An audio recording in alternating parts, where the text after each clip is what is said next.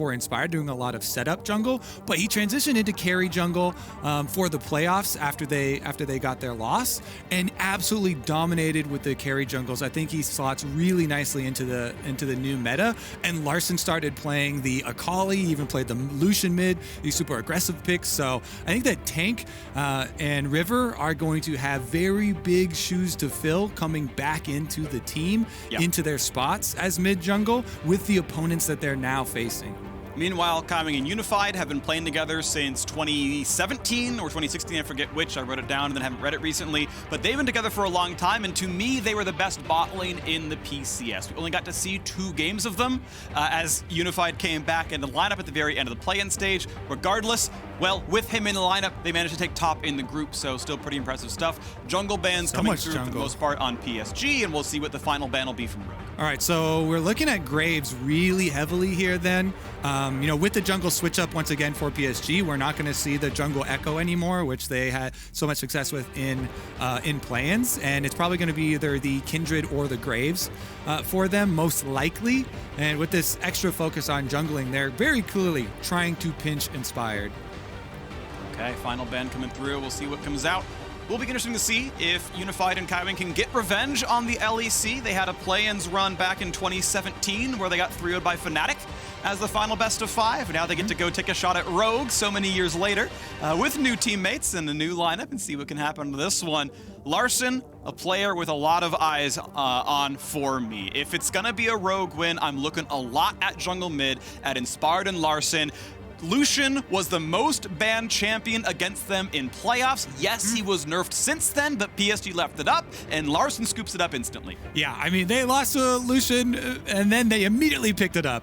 And Larson has been fantastic with it. This does put more pressure on AP jungle, though, and when Nidalee and Lilia banned out, you expect something like maybe the Evelynn comes through for Inspired to combine a little bit more effectively with a solo lane Lucian. There's that Graves I was talking about for River. No surprise there. One of his most successful and most played champions. And Renekton might come through here for this one. It is the most played out of their top laner, Hanabi, and it sets him up for a lot of aggression down there. Of course, with Ornn banned, you can't easily pick a tank and stack armor. I think there's champions like Maokai and Malphite out there that you can play and do it, but waiting to see now what's going to come through. Might go for the fighter matchup. I do think Renekton's favored in that battle as the hovers come through. We'll just wait to see what Rogue actually wants to play. Yep, they definitely could still flex around as well, so we'll keep our eyes on it there. PSG very heavily indexing into attack damage thus far, with jungle and top committing to it in 1-2 this early on in their picks. Means they're definitely going to have to get that AP for tank for the mid lane. There's the Evelynn that I talked about. That's really, really easily paired with the Lucian, with the Lilia Nidalee bans. Pretty much the go-to there. So now maybe we'll see the support pickup or bottom lane pickup. Can they get their hands on for Hans Sama? It is one of the aggressive lanes. We were talking about this before the match came up, Freak. But the aggressive lanes for Hans Sama, where he is either Kalista or Draven, and they try and play these kill lanes on bottom side of the map. I've really liked that look from Rogue. And since they already showed the early Lucian solo lane for themselves, this is going to be a Rogue that comes out hitting very quickly, looking to dominate some lanes, looking to try and snowball. And so it's going to be the Senna picked up right away, putting Unified back into that one. He has been playing a lot of utility carries towards the very end of the split. Senna and Jhin were pretty much all he played during the PCS playoffs. Yeah, they lost to Machi at the end right there, but that was the style that came through into that one. And so a lane that can safely play back and just survive can work very well up against this Kalista. You generally take the team fighting power of the not Kalista in most cases. She's usually kind of poised to win early lane, and if that doesn't happen, you're doing okay. Go ahead. I think that Rogue need to ban tanks Azir. Syndra plus Azir, I think, would be the two main AP carries for him, and his performance is going to be so critical here, as we kind of talked about. So with the extra one here on round 2, I think it's easily doable for themselves. Meanwhile, PSG trying to continue to ban out some top lane possibilities for Finn. Finn has been singled out as the single greatest point of exploitation on Rogue. Link. Yeah, exactly. For possibility for teams. So that's why, PSG with the early Renekton pick, they very clearly are calling out Finn. They're calling their shot. They want Hanabi to be that carry topside. That's what he has played at Worlds before. And we'll see if they can actually make it come good.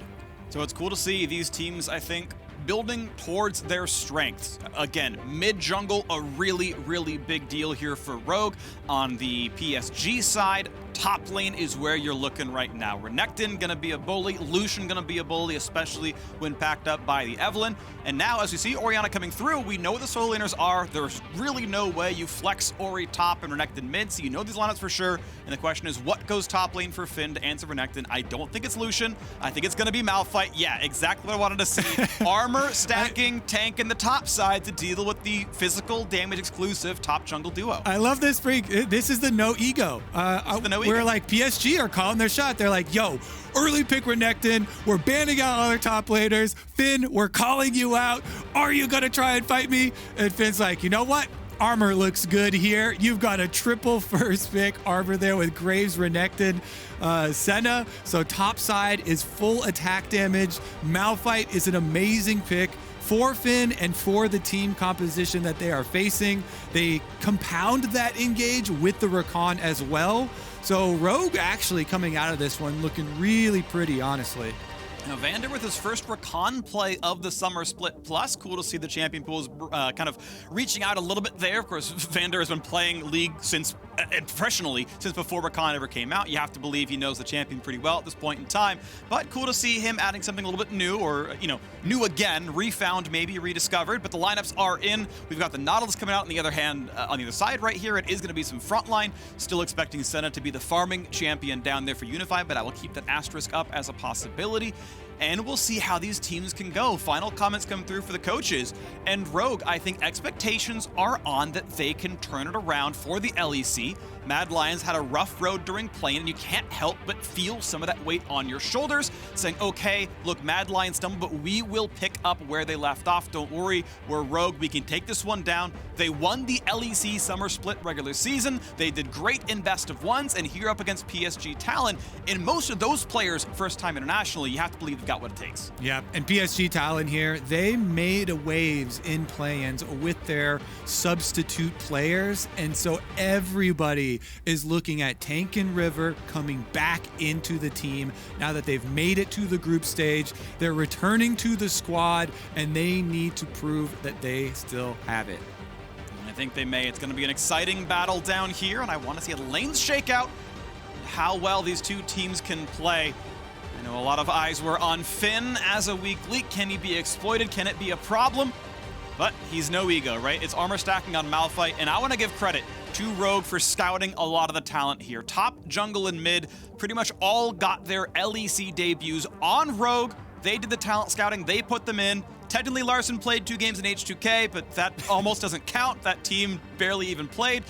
This is Rogue putting in their roster together from the Polish League, from Ultra Liga, saying, don't worry, we're going to bring you back in. Let's play some LEC. They won the LEC regular season. They were the very first team qualified for Worlds because of how LEC's format works. And now they're here to play their first game of Worlds 2020 in a matchup where I believe they are just a bit favorites. And I do like how they took their licks in playoffs. They took the losses and they learned from them. And like we were talking about, they then used those strategies to their own benefits. And we're seeing them once again. They got the Lucian.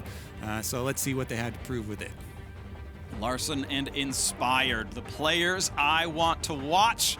And I want to see Lane Kingdom. We have seen so much early game domination. We have seen one team be clearly better than the other. We saw Top Esports crush FlyQuest. We saw the exact same thing as Unicorns of Love lost to DRX. And I want to see if Inspired and Larson can put on that same performance here. And you heard it from Vedius. He's like, look, Larson is the second best mid laner in the LEC behind Caps. And Caps is like a top 4 mid in the world, a top 10 player in the world. Don't worry, Larson's going to slot right behind you. And you've been playing in the LEC for a year and a half, 2 years. Like, this is an impressive start to his career. It's now him showing up on the world stage. We are going to get the game starting pretty soon. We're not just here to preamble about Rogue, but I want to see how well the rest of it can convert. Hansama, obviously a great player. We saw him back on the Misfits run a while back. He was really good down there as they took SKT to 5, who eventually made it all the way to the World Final that year. And Vander back up in as well. I think he's been around for so very long, and I like to see him back on the stage. I like how you touch on everybody there. I gotta. Everybody gets their moment, and now we're on to Summoner's Rift. Good. PSG Talon, though, they deserve their moment. And I want to talk about Hanabi in the top side. This guy was always a carry top player. This is what I want to see him on.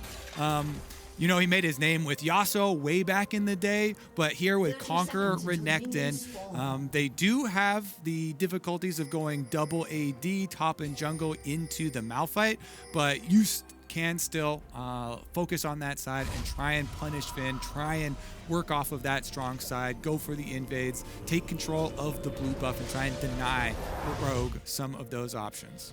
Good play right there. You can trinket during your recall, switch it out for a sweeper. So we are seeing sweeper topside for Finn, which I do find a little bit interesting.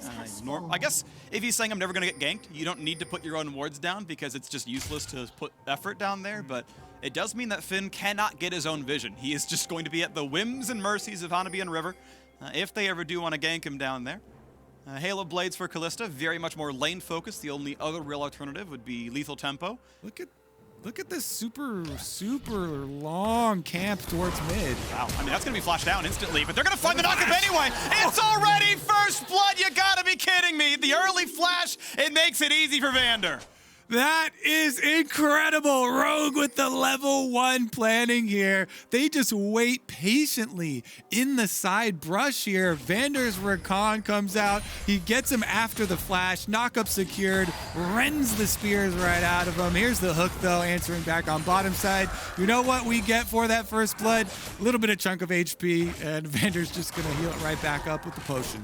Yep. Of course, no time to recall for the item. So, it is going to be laning at equivalent power, and honestly, it's, to be fair, power up for PSG in the fact that there is no flash on the Rakan, but as the level lead's coming through, they got the push on the wave. You've got to back off when you're Senna and Nautilus, because level 2 would come in first for Rogue.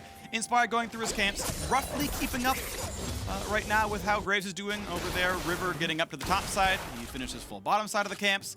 Very similar situation as both jungles took down their blue buff quadrants and now onto the red buff side. Yeah, and for Inspired, you want to fully clear out your blue quadrant because you don't want to spend time up towards the top side. You don't even look at Finn until he's level 6. His duty there on the Malphite is to let the wave push to him so he does not get into a bad lane state. Just keep up in his CS versus Renekton. Don't take any crazy trades versus him. Make use of your passive shield. Wait for it to come back up before you go for those riskier CS. Just try and get the last hits that you're looking for here to scale up a little bit on that Malphite and look for your levels. That opens up all of the playmaking for Rogue to occur on the bottom and mid lane. They've got, yes, no flash on Rakan, but Evelynn is actually one of the, well, never mind, let's wait for the dive first, and then we can go into the jungle. Well, tank is flashless. Heal for move speed means the knockup. You gotta be kidding me. We talked about Hansama, Vander, and Larson. I thought Inspire's gonna be part of that one.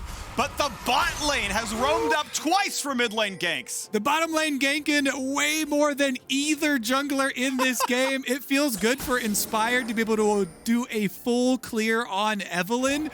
Just having his bottom lane pull off the ganks for himself, clears all of his camps, goes in, just collects his bottom scuttle crab right there. And we'll look into the future here because, yes, this is Hansama and Vander difference. Multiple gangs towards mid lane, burning tank's flash, punishing him again without the flash, returning to bottom and picking up their CS. But once they actually settle on bottom lane, Evelynn is one of the best junglers to go gank one of these lanes because you can pull the trick as Evelynn, walk up into the lane, you allow Rakan to jump to you. As soon as the Rakan jumps to you, you start channeling your charm. Then Rakan jumps from you onto the opponents that you are hovering by invisible to get the knockup charm combo, and then you get a full CC duration charge charm of your own. It's inescapable. once you get that CC locked down, anybody that gets locked into it, even a semi-tanky champion like a support Nautilus, can get 100% to zeroed with that. And since Evelyn, with the invisibility, provides that extra jump for Rakan, it makes it a lot easier to pull off. Early AP coming through right now. 900 gold lead to Rogue. It's not the most money on Larson because you are showing that assist multiple ways, so it's only a couple hundred gold, but obviously poor Tank doesn't get anything. He has almost no combat stats, none of its durability. It's Corrupting Potion, Dark Seal. That's not exactly great against the extra attack damage this Lucian has, so expecting some more mid-pressure before too long. Bot lane easily pushed in. Unified should have no problem getting most of this farm. Generally speaking, you should be able to tie up the CS deficit, but yeah, a lot of pressure down here. Mid lane being attacked. The turret plate half gone in the first one. Larson barely even taking damage. Yeah, look at the disrespect here. Larson, he knows his jungler is bottom side. He's just slamming Tank under his turret with skill shots while River is there recalling in the bush right behind him. Does have a ward above him, so he's hovering to the top side of the lane, but that's about all the safety that he needs. Complete punishment, nice prediction. Really good anchor, puts him at half HP. They're going for the re-engage. This could well be a kill. Hansama forced to flash away. His heal's already down. There's not going to be the re-engage just yet, but that is a trade that was well played. A really, really nice prediction hook by Kaiwing. Yeah, Kaiwing right there, predicting the hop on Hansama, and he gets a flash for his troubles. PSG definitely not asleep at the wheel here, reminding Rogue that they still have some bite, and they have to be a little bit more careful than that. Kalista now, no flash, could be a possible target, but honestly, if you're a River, your job is so difficult right now. Your mid lane just got abused early on with the multiple ganks, so they're behind, and as the Grave, these are very difficult ganks to pull off. Now he's getting circled around upon by Larson's Lucian. They're gonna pull the trap shut. 3v2, Oriana's nowhere to be seen, so River's gonna be running away as fast as he can back to the top side. The River is dangerous and has to flash at the very end. One hit away from dead. He was hoping he could juke out Larson, but Larson read the play, able to land all the culling and force the flash away. Nicely done there. And top lane gets a little bit of pressure relieved. It's still a 20 CS difference, but Finn is able to walk out, and I think look for Honeyfruit and come back and get that wave. Okay, Unified and Kaiwing able to push up on the bottom side, though. That will give them a roam timer. You can possibly look for a little bit deeper of a ward. They do clear out on the Tri-Brush, but that is about it. Minion Dematerializer used on the Cannon Minion to try and get that quick push. If you push it really hard right now, you can maybe get one of those extra windows as well for yourself to go off with another recall. Pretty clean right there. Serrated Dirk, so early lethality out of Larson. Not the build you see every single time. You see Muramana, you see Essence Reaver, Ruin King. He's going for assassination there. It's gonna be fun. It's a very early spike and it lets him really crush down champions like Tanks Oriana, who has incredibly low base armor on this champion. Yeah, if she does not have the ball on her for the extra armor and magic resist, that is going to be almost true damage early on with the extra lethality focus here from Larson. We saw the damage that you could get out with his culling there onto River. That is going to be even more difficult for Tank to deal with. There's that bottom lane roam. I was talking about the window created by hard shoving on that Cannon Minion wave. And they're using it to try and go hover mid, but at this time, there's no aggression here from Rogue. This is going to be a face check possibly from Vander, though. I think they saw Unified, though. I believe he was in minion line of sight, and regardless, the Rift Herald is alive, and no one is bot lane right now. The entire lane is just sitting there, just killing each other back and forth. The Herald is likely the play. This control word is going to be killed. As Inspired takes his recall, there's just farm being left down to the bottom lane. I know Spawn is probably screaming at his monitor right now. Why isn't no one taking that farm right now? Watching planes with him, but either way, Herald is going to be started by River. Interesting that PSG actually feel confident going for this one, starting it up while they see the rest of Rogue pushing on that top side. They have to be very careful with their positioning. They don't have level 6 for Nautilus, so they don't have the point and click set up to pull off that guaranteed Oriana combo. Drops a bit of damage. The flash in. Can he get the assassination? It's close, but the Summon Heal comes across. Dangerous for Inspired. Ults away, stays alive. The nice shield comes through for Vander to keep him healthy enough against the Graves ulti. Looks like Herald will reset all the way back as Hanabi takes down the top scuttle, and ultimately no kills taken in. There's a wave shoving into the bot side. Tank may well TP to catch those 3 waves, but he's TPing into mid lane to keep fighting over Herald, but there are 3 waves in bot lane that could have been picked up, and instead both teams want to fight over top Herald. Well, we do have Malphite ultimate on the side of Rogue, so there it is. Flash in for 3. How about the re-engage? Already a 1-for-0. Shockwave not to be found. A double kill for Finn, and he heard you talking smack. Larson grabs the kill over the top, and Rogue is already 5-0.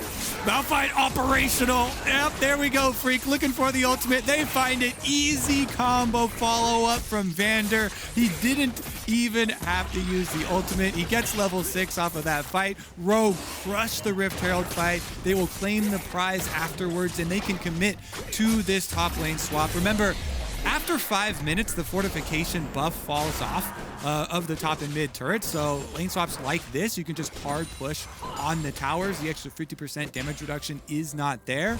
And with the Rift Herald picked up too, they'll be able to get a lot of turret plate money upon reset.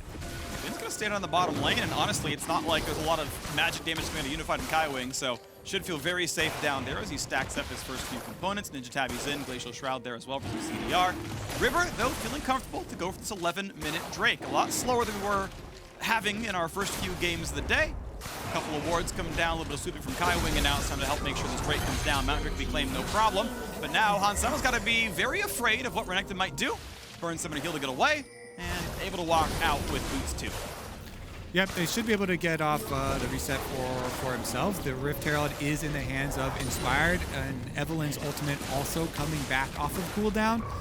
So Hanabi really does have to be worried about possible dives that will take the whole turret if they kill you as well. He can come up there, use the Evelyn ultimate, get the kill, plus then use the Rift Herald on the turret after you take off 2 plates by hand. And that sort of lead is so hard to come back from. If teams ever get early Rift Herald into top lane kill and then taking the entire turret, that is just such a monumental opening to not only the map, but also the gold lead on top of the lead that Rogue already have. I think PSG Talon need to avoid that at all costs. I'll see how many members of Rogue they can avoid, because a lot of these people are up in gold. Even Finn, who's having a rough laning phase, it's like, all right, yeah, I'll be the defensive one here. He got 2 kills in that one. He's probably up in money right now. And here comes the top lane pressure. It's time to earn some turret plate gold. This was, maybe a year of LEC domination in the making. Is something that I know their fans wanted to see after seeing Fnatic make World Final and G2 make World Final and G2 win MSI. Like, look, how deep really is the LEC roster? How good are all of our teams? And they were hyped for Rogue. They won the regular season. And so far in their Worlds debut, it has been domination from them as well. We'll wait to see as they face off against more tournament favorites later on in the group stage. But so far, so good for the number 3 spot of the LEC. Yeah, continuing to just pressure up on top side. They keep on sending Hansama and Vander right back up there. Finn actually looking for a possible dive here. Does have ulti. Charm, here's some slows, let the tank the turret, no damage dealt at all, barely breaks the passive. And Inspire gets his first kill of the game, 6-0. No one's gonna stop this. All right, that is gonna be, well, I thought he could actually stick around, just take off the extra turret and then drop Rift Herald, but he's gonna leave it there to Finn. Finn teleport does come down to try and stop the play. Some decent damage. Herald tries to knock down 2 plates and almost a third. The ulti gets him away, and that teleport got very little done. The turret's gonna fall. No one was around for local turret gold. Herald does not claim it, despite what the scoreboard in the middle shows you. So some of that money did go away, but you take the turret kill all the same. Yeah, and I think you're really happy to get that teleport cooldown out of PSG as well, because that means there's no Renekton top. There's no extra global support now going to come. So while you don't get that local gold of the turret going down on bottom side, leaves Hansama to whittle down on an extra plate on top side. So far, so good. Finn has played weak side beautifully. His team fought well. He set up for the gank well. They even got first turret for him. Sort of. He was part of it, certainly, to be said. And look at this. A 4,500 gold lead. It is another early game domination. A class above right now. Rogue over PSG Talon. And this is one of the big takeaways I had when talking to a lot of the players of these group stage teams that were watching play-ins and had not played in the play-ins and had just been scrimming. All of them that I talked to were so surprised at the meta that evolved in play-ins, where it was a lot of scaling, a lot about the horns on top side and playing a lot towards those later games in team fights. Whereas, obviously, in the scrims and with a lot of these teams, they had been having a lot of early snowball victories. Rogue here picking up on that trend as well. And the first 3 games now of groups have all had ginormous leads in the early stages, and the teams with those leads never let them go. So if the trend continues, it will be Rogue trying to extenuate these circumstances here. They definitely have the CC to do it. If you just call Evelynn up to the top side, Kalista Rakan combo is ready. The one different point here is that there isn't Dragon stacking for Rogue. In our first 2 games, we had 23-minute Dragon Souls, give or take 2 minutes. I mean, it was utter domination. Rogue spent their bot lane advantage getting kills in mid, which is not bad, to be clear. But it's going to be another gank coming across on the top side. The CC is there. Unified didn't have a chance. Kaiwing gets out. Rogue were stacking kills instead of Drake, so Soul will probably not be the win condition, but they will knock down turrets here. The combo is ready. The bat signal goes up. Here comes Inspired. Boom, kill. It's almost like clockwork here. You can call the kills as they're about to happen. Now he goes for the invade. Evelynn didn't even have to use the ultimate to secure that kill because they had so much overkill. So you still have to be worried about that devastating Evelynn combination. And Finn is waiting in the brush to say hi to their old buddy Tank. Ooh, is he going for it? Is he going to flash in? Is he going to get the damage? There's a slow. They're going to try to bait the flash, and he never goes for it. If he flashes, they follow right away. He never presses the button. Now, the shockwave not going to land. Good escape, but the re-engage in the mid side is going to hurt. Inspire just barely gets out. Everyone's going to stay alive. They pull in the tank. That's not going to matter, Kaiwing. You're not going to get anything out of that one. Just using the aftershock cooldown for a few seconds. Yeah, Fire. A full-length Malphite ultimate should always be flashable by a pro player on no ping like this. So if you ever go for that, you're definitely going to get flashed. The only possible way would be like maybe point-blank flash on Malphite and then try and do a point-blank ultimate, but it's so risky to try and get that between turrets. So PSG Talon do try and chase them off. Turret still goes down for Rogue. Dragon now goes over as well, so they're very happy picking up the objectives instead of overforcing. It goes down to the bottom side. Larson already on split push duty, and he's already pressuring bot lane tier 2. And you can see in the minimap, he's got 3 wards supporting this push to know if people are coming over. No one's on the way. Justice for Nectin, and honestly, Hanabi not going to have a good time here against Larson. Justice Rate of Dirk into Essence Weaver, so early power spike into the more conventional scaling build. We'll see what comes in next for him, but obviously not threatened at all by Hanabi with a null magic mantle. Yep, I really like the crit builds for Lucian. Should be a pretty good win condition here for Rogue as they continue to try and snowball. With this early of all 3 outer towers now going down, with an Evelynn team that has engage capabilities of extremely long ranges, it's up to Rogue to get their first line of deep wards down through the jungle. And then if you toggle vision from PSG's side, the map is dark. It's so incredibly scary to go anywhere on this because you can have a Malphite ulting you from Fog of War. You can have an Evelynn sitting there invisible. So even if you see Rakan a screen away, all of a sudden he gets this jump over to the invisible Evelynn. You have Malphite coming out. The engage possibilities are insane for Rogue. Right now they're going to take things in the dead of night here as the Fog of War allows them a pretty easy push towards Rift Herald as they pop the eye. On the other side of the map, you've got the team taking on bottom Scuttle here as well. Rogue really own all sides of the map right now. They may well own some of PSG's base before too long. 18 minutes into the game, Vander gonna have to escape. No problem at all. ECW over the wall, he's safe. Now Hanabi is gonna spot Finn. Not gonna be able to get much damage done. Despite the level lead, it's just not gonna matter. Black Cleaver is not really gonna beat Sunfire Glacial Shroud, especially with reinforcements coming. And now Hanabi, he's in danger. Pops the ult, still being attacked.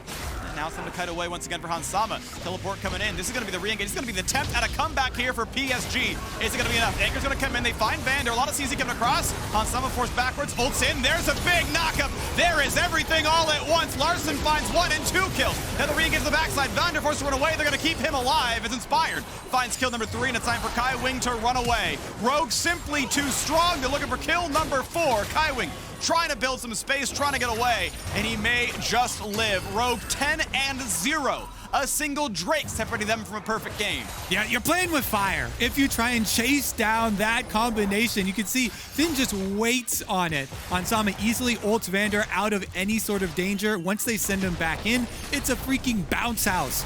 Kalista ultimate knockup, Malphite ultimate, charms come through. It's actually ridiculous, the AoE combo that comes through, and Rogue dominate this map. They are not gonna let go of this game. You can see them just kind of kiting here. No no panic whatsoever. Just kite back into the brush. You can easily Kalista ultimate out the Recon, then send him back in for the AoE. Finn gets the knockup into the Charm, into the second knockup from the Recon. With Larson coming down, inspired there with the extra damage, they easily pick up the kills. We go back on the map now with an 8,000 gold difference. Second Drake a while ago was picked up by Rogue. Third one spawns in 130. Still not expecting Soul to be the win condition, but it will be 3 Infernals for whoever claims that. Now we'll wait to see how their mid game's gonna look, because Baron spawns in 7 seconds, and Rogue have shown no signs of really giving up map control here. Really going to tell the difference here in the first couple of days that the teams and groups that come out and are able to snowball off of their strong points from draft. Once again, in this game, third game around, Rogue with a really strong bottom half. And it's actually, remember, Hans Sama and Vander with the early ganks. So well planned from them, hiding initially in that line brush towards mid. They ganked tank, they burned his flash, they got the first blood, and they weren't done there, Freak. They push their lane, they go for another gank. It's actually just so cleanly done how quickly they're able to snowball off of this early planning. Ward control gets to come through at the very least, so 30 gold earned by River. Rogue, of course, still trying to take control of this jungle, trying to take over this game. As Larson is shoving the top side, he is the primary split pusher, by the way. He's the one with the safety tools, the ability to dash backwards, to ult as he kites away if he needs to, and ultimately he's the one knocking down side lane turrets. Rift Herald now summoned to make a little bit more happen as mid lane's gonna fall. Looks like with everyone leading mid, Finn can walk away no problem, and claim turret number 5. PSG Talon got a Drake at 11 minutes and have gotten nothing else since. Rogue have completely strangleholded this game. Yeah, the good thing about not having to rely on Dragon Soul, you can just rely on good old Baron. Before Dragon Souls existed, Freak, back in my day, teams used to end the games with Baron. That was the end game objective. These newfangled Dragon Souls are nice. Yes, they will still pick up all the dragons because the map is theirs and there's no reason to give that up. But that will be the death blow, is the setup that Rogue can pull around Baron. And just to put the extra nail in the coffin, they have the Kalista Rend to even further secure this objective for themselves. So as much as we talked about earlier, the possibilities of vision control for Rogue and the pick potential with Malphite, Rakan, and Evelynn, that is just taken up to 11 by the possibilities of Baron now being on the map. All that Rogue have to do is transition their control wards over to the red quadrant, and then PSG Talon are forced into a lose-lose scenario where they're looking for face checks. Yes, you have Orianna Ball, but the range and safety on that is greatly overestimated, as you still have to get decently close, and the range that we already highlighted for Rogue is definitely there to pull those picks off anyway. Snuck in through Fog. If Unified pushed in for the next wave, he would absolutely have died.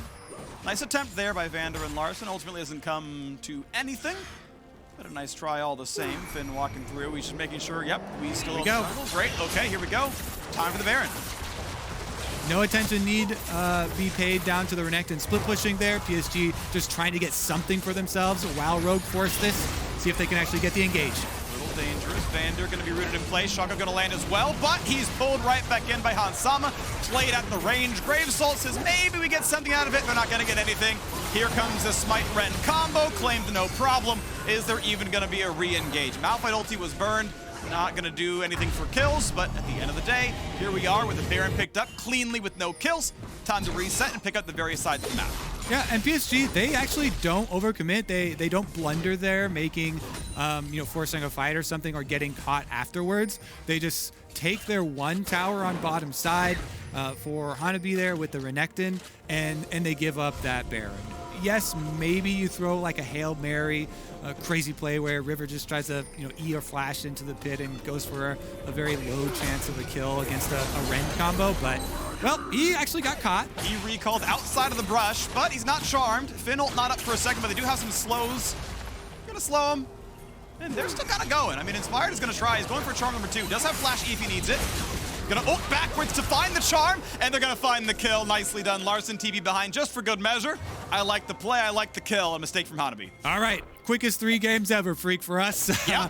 Our World's Day 1 is going to be over shortly. Rogue with Baron buff and 30 seconds left on the death timer for Hanabi means that this is going to be Rogue hard pushing on bot. 11,000 gold lead, looking at a 26-minute victory or shorter if possible. Bottom inhibitor turret under fire. The inhibitor itself an easy pickup now as well. How quick will they win this game? This was one in the books I did not think it would be the hardest stomp of the day, but so far it's looking like it is. Beautiful out of Rogue so far. The level 1 was sick. They did it again at level 3. I mean, I love to see it. This whole squad doing beautifully and obviously deathless. Yeah, maybe we do have to give out an award for hardest stomp of our 3 games since all of them were really one-sided. Yeah. I would probably still go with DRX. Okay. But you know, it's up for contention. Yeah, I mean, I'm voting Rogue. Okay. Going deathless with your only objective loss being a single Drake and winning sub 30, that to me is hardest stomp, but we'll see. My jungle bias is showing. Oh, yeah, I mean, the 13 kill Nidalee certainly is a factor. All right, though, Rogue not done here. They still have 50 seconds left on this. Baron, plenty of time to get another inhibitor. PSG, they've got to make it happen. They've got really... Oh, goodbye, Kaiwing. Jeez. From the charm, instantly dead, inspired practically a solo kill, and that a second inhibitor, no problem at all. PSG forced to play back, forced to play defensively back to their Nexus, but now in the 5v4, Baron's still on for 30 seconds. Rogue looking to maybe end the game here. All right, charm going down. Nice try. Rooted in place, not going to get the charm, not going to get the knock up, and it does mean this wave gets clear, but the next one is right behind. Respawn for coming up in 5 seconds. We'll have ulti. Finn's going to land the shockwave, or the ulti on the tank rather. The shockwave delivery not going to land. Good flash wave from Larson. The unstoppable force does in fact move the tank away, and that means the Nexus turret will drop, and we will get a reset in time for Drake number 4. All right, so PSG are able to fend them off on this push. But let's see if they get caught here trying to chase people down, because they've got so much to deal with. Super minions, bot, and top. The extra dragons should go no contest over to Rogue upon their reset. They're just so far ahead. PSG can't rush into anything. They are actually heading up through the Fog of War towards it right now, but I would be very surprised if they really did commit to it. They do have double teleports that if Rogue overextend or try to get a little bit fancy with themselves, maybe PSG can turn something around, but it would have to come at a mistake from Rogue, you know, some hubris or something where someone's trying to style. There we go. Brick number 3 picked up. As you mentioned, Kobe, soul not required. They'll take the buffs, they'll take the stacks. In case something goes wrong, they've always got the ability to fall back to an Infernal Soul in a 5 minutes time. Invest in Dragon Insurance, Freak. Yeah, it's very cheap. It's really cheap. It's really, really cheap. It takes 20 seconds upon someone's time, which, you know, not the most money in the world required for that one. They invested in ganks, in lane domination, and in turret destruction. That obviously paid off. They're looking at the fastest win of the day so far, as they look to continue a trend of LEC excellence. Rogue, their first time on the world stage. 2 years as a European League of Legends org, and looking pretty solid here in their second year and their first run at World so far. A near perfect game against PSG Talon. Kaiwing pulls in Vander, gonna get a bit of damage there. River forced back. Finn pretty much impervious to turrets, but no reason to take it for no reason. Your base is now my base. You're gonna get attacked from behind. He's putting on the flare for good measure. They're all hitting emotes. Yeah, they're in good moods. They're in good sorts right here. This is, of course, a scary group. The other 2 teams that we will see the next game are 2 of the tournament favorites. And there comes the engage. There's Unstoppable Force on a 2. Charm on even more. Double kill for Inspired. Here comes the kill on a Kaiwing. It's basically the ace. There's nothing left to do. It's going to be a bloodless victory. Rogue don't lose a single champion. Larson's going after Kaiwing. They lost a single turret, and that is it. Rogue with utter domination will slaughter PSG Talon. They will take down the Nexus in under 29 minutes. And Rogue have shown up to Worlds to dominate the competition. Congratulations on the win over PSG Talon. Have to say, as a jungler, big props to the bottom lane of Rogue for the ganks that they pulled off in this game. They perform 2 ganks on the mid lane before either jungler gets anything off. Camping level 1 in the line brush towards mid lane. It really does re-emphasize a point that we were talking about going into groups and now and going into play-ins as well. But the level 1 preparation in these best of ones means a lot and can shape the entire face of your game, because after that level 1, they get the kill, they get the flash, they just push up their lane and return again, making Tank's life brutal. Yeah. For a lot of fans, this was the result expected out of Rogue, who came in hot in the summer split of the LEC. They tested G2, they won the regular season, and they've shown up to play very well. PSG Talon, yeah, they had a jungle mid Smurf duo during the play-in run. I think the lineup is weaker with the intended 5. Regardless, still got to the finals of the PCS.